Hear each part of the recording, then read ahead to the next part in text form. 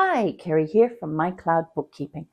I work with small businesses and entrepreneurs to help them to understand their business finances using QuickBooks Online.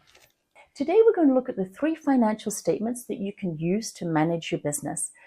If you're using software, as I am with QuickBooks Online, the normal recording of transactions will create those for you.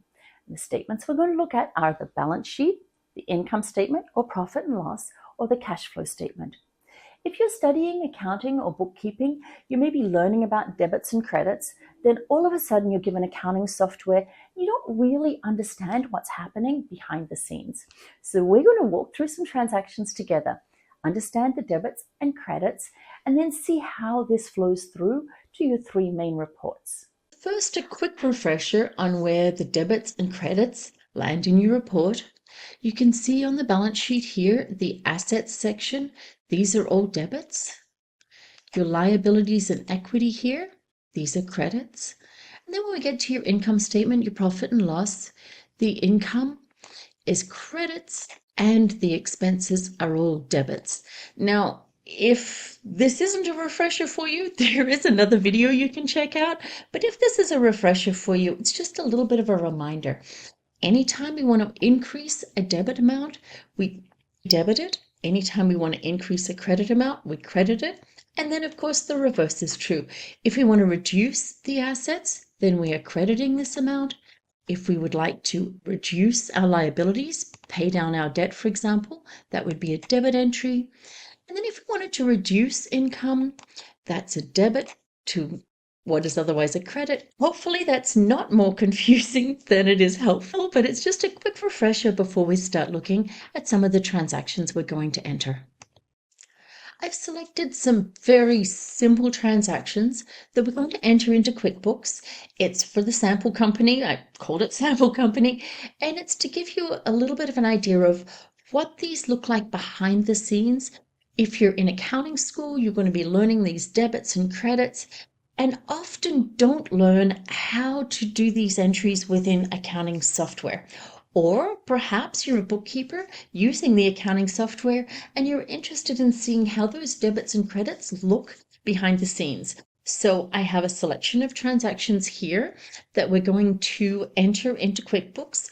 On the 1st of December, the owner invests $50,000 into the business. I guess I should have opened a bank account that same day. Same day, rented a store location, paid a deposit and the first month's rent. The very next day, the contractor came in and in one day installed the fixtures and gave them a bill. Notice a bill, it's not paid.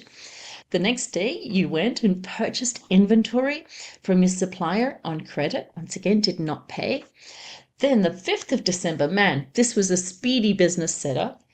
There was a credit sale where you invoiced a customer for $150 of what you sell, and then some cash sales in the store that totaled $10,000. Then we're going to get to the end of the month and we're going to depreciate our fixtures so you can see that journal entry as well. This will give us the opportunity to enter a variety of different transactions within QuickBooks and take a look at the journal entry that's generated. Here we are in QuickBooks Sample Company, and we're going to start recording these transactions. So first of all, I'm going to pop up here to the Create button to record a bank deposit for our initial investment. So I'm doing all of this in December, so I'm going to have clean books. December 1st, here we go. Received from, you would put your owner's name, and I'm going to put this into owner's contribution and equity account. And we're depositing this into our checking. So if we have a look up here, we've got our checking account, owner contribution, and then we're going to enter in the amount of $50,000. Now, what's interesting here is if I click down to more here, we have the option to have a look at a transaction journal.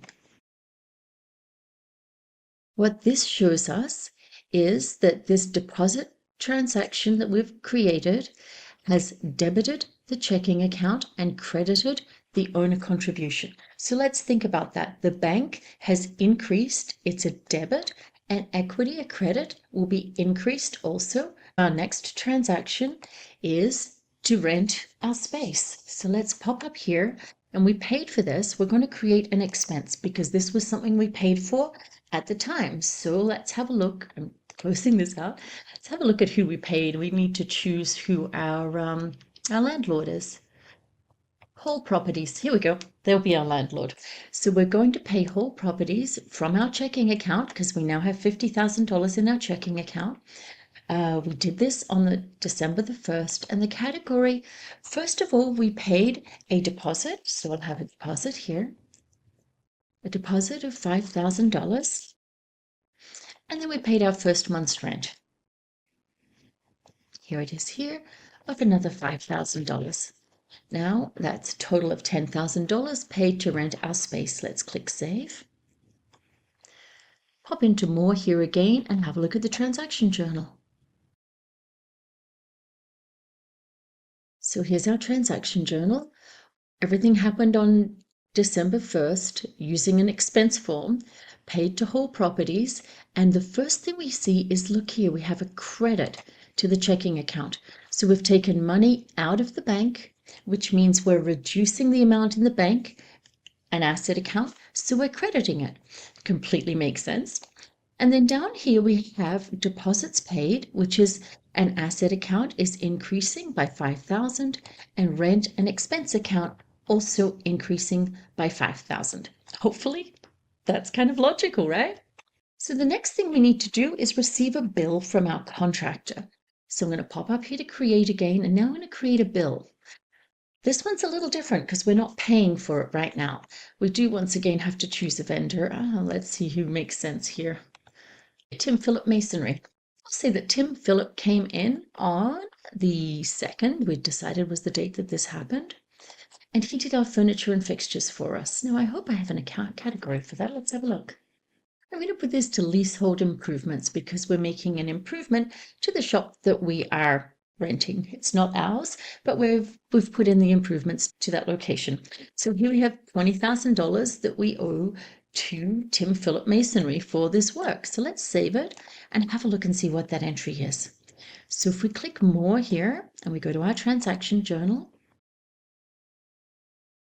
you can see that we've created a bill from Tim Phillip Masonry, and our credit amount is accounts payable.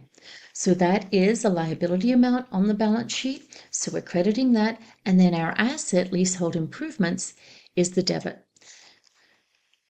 Okay, the next thing that happened was we purchased inventory from a supplier. So we'll pop up here to create, we'll grab a bill, and we're going to buy something. We have to choose somebody again. Who will we buy this from? We're going to purchase this from Tony, and we're going to collapse this category because we're in inventory now. We want to purchase products. So I'm going to purchase our product. We're going to buy 200 of them at a cost of $100 each. So that is $20,000, and we haven't paid Tony, so this should be similar to the last one. Let's take a look. I'm going to click Save. We'll go up to our transaction journal. Take a look here. You can see we have created a bill. We owe Tony. Once again, accounts payable has been increased, credited, and the inventory asset debited. So now we've added inventory in and an amount that we owe. Okay, now it's exciting. It's the 5th of December. Our shop is open and we have a customer who hasn't paid us yet. So I'm creating an invoice. And the customer is going to be Diego Rodriguez, and he is going to purchase our product because that's what I've got, product.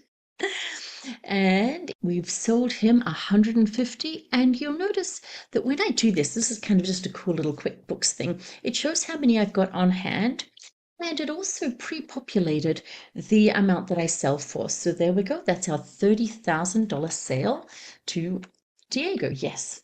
So now I'm going to save this, and let's take a look at the entry for this one. More actions here, transaction journal.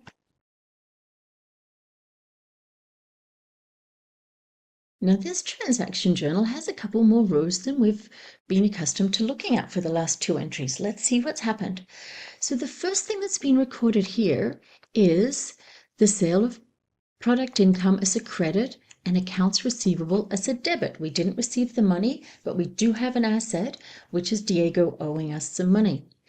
The second, let me just unroll that. The second part of the entry is quite interesting because it cost us $15,000 to purchase the inventory that we sold. So now it's been removed from inventory, the asset's been reduced with a credit and added into cost of goods sold, which is part of the expense side of things, a debit. So now we have another sale in the store, and this one's a cash sale. So I'm going to use what we call a sales receipt.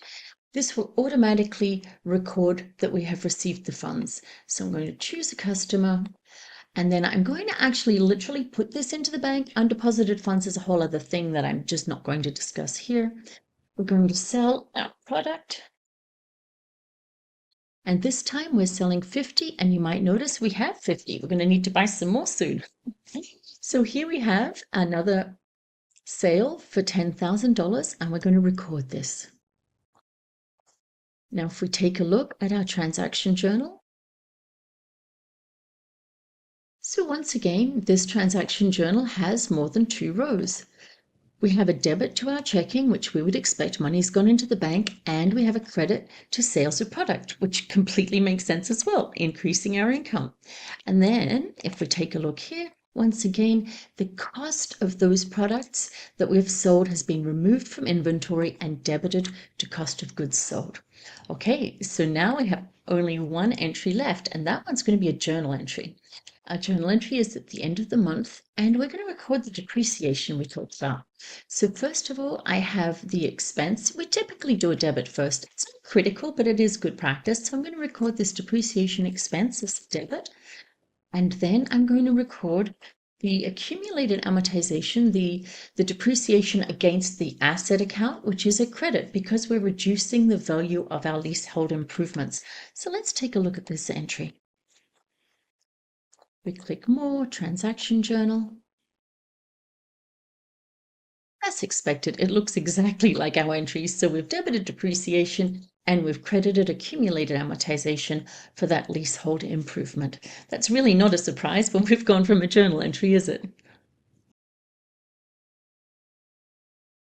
So now we've covered off 2 steps. One step, of course, is getting together all of the transactions. The second step is entering them into our software or doing them manually if you're using T-Accounts, Excel, or whatever, but you can see how much easier it is to have these transactions just generated for you. So we're going to take a look at a report that I don't usually look at. It's something accountants love. It's something that they use to export data into other software at the end of the year for income tax returns, things like that. We're going to have a look at the trial balance that has been generated from all of our activity. You can see here how much money we have in the bank, what the accounts receivable are, the deposits, leasehold improvements, amortization, accounts payable, the owner contribution, our sales, cost of goods sold, rent, and depreciation. So the trial balance literally just shows you the columns, the debits, and the credits. It doesn't show you your profit, which is where we need to run our income statement to take a look at that. But I thought it might be important just to add this trial balance in here. It shows the summation of all of those transactions that we just posted. So let's pop back to our standard reports.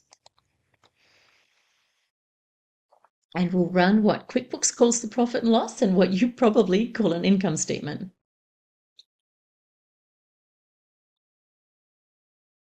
Here we can see the result of our work. We have sales of $40,000. We have cost of goods sold of $20,000. So we had a 50% margin to our gross profit. We have paid rent of $5,000 and we've recorded some depreciation against our leasehold improvements. Very simple profit and loss, but just by entering those transactions, now we have a clear picture of how the business is doing. And so far, we have net income of $14,800.